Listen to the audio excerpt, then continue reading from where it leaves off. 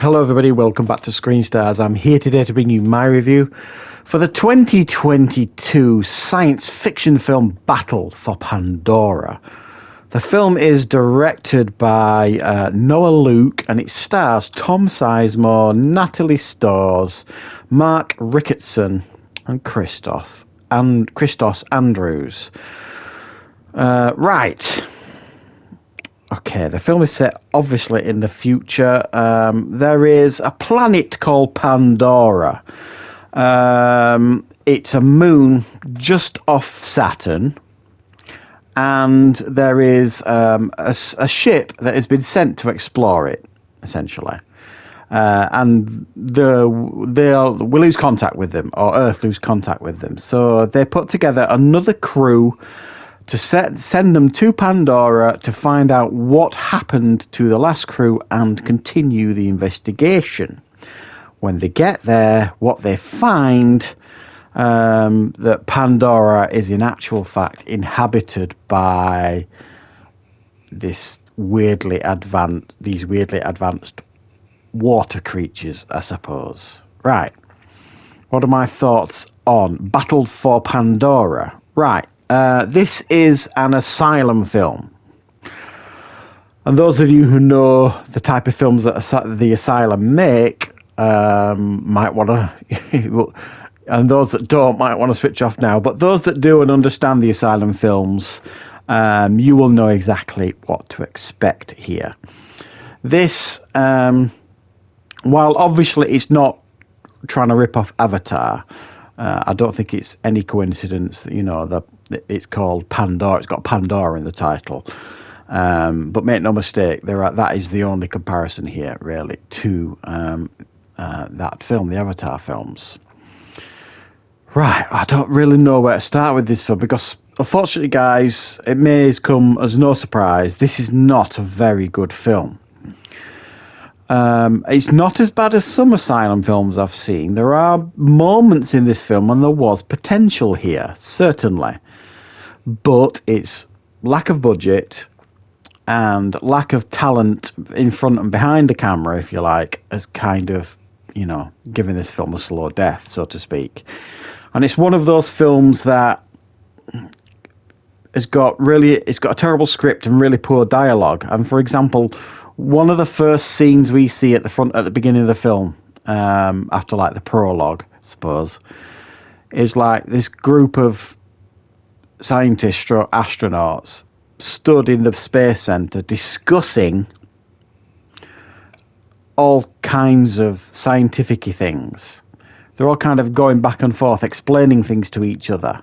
But they're not really explaining things to each other, they're explaining things to us. It's a massive exposition dump because, you know, a room full of scientists wouldn't talk like that to each other because they all understand the situation. They all understand the science, everybody in that room.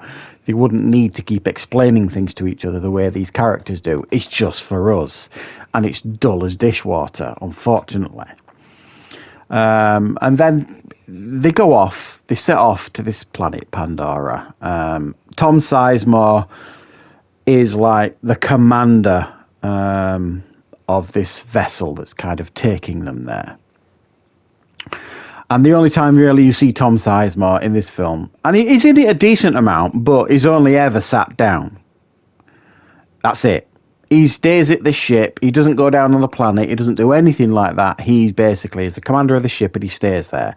The only time you see him is sat down giving dialogue. And quite a lot of the times his dialogue is quite mumbly and you can't quite just understand him.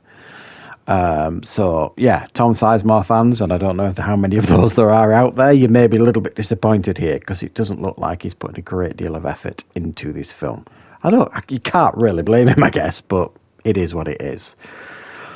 Now, the scenario that these people find themselves in on this planet, you know, could have been pretty cool and interesting. You know what I mean?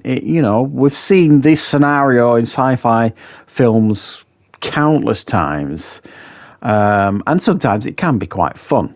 But what lets it down, this film, really, is the characters are not memorable at all. You just don't care about the characters.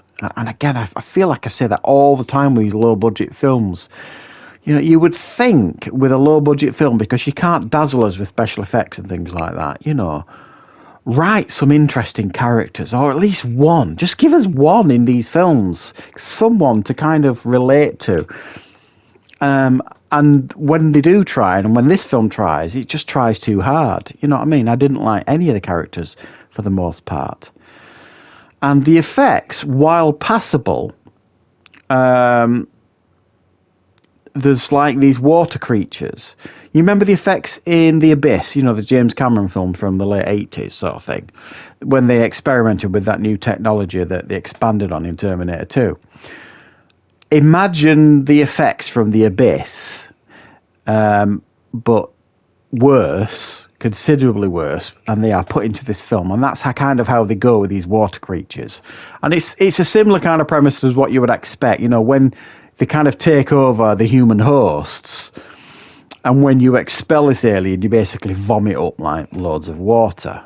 That concept is really cool, and that could have really, really worked in this film, but again, it just didn't have the impact it should have had the impact, because they were overusing that trope far too much in this film, and relying on that really to kind of move the film forward. Ultimately, it just felt like a bit of a mess, this film, and a bit dull. And again, like I said, there's not an awful lot to recommend here because of, you know, some of the poor effects and some of the dull characters and the poor script and the exposition and so on and so forth. It's a decent idea, executed poorly, I suppose, is one of the kindest things I can say about this film. But see what you think, guys. If it's a film that you think might interest you and you're a fan of the Asylum films, then you may well enjoy this one. It's a B movie, it's a low budget film, it's maybe one of those to sit down with your mates, crack open some beers and order a pizza in and just, you know, have a laugh and a giggle sort of thing. So anyway, thanks for watching, guys. I hope you enjoyed this film review. I'll be back with loads more reviews and content on the channel very, very soon.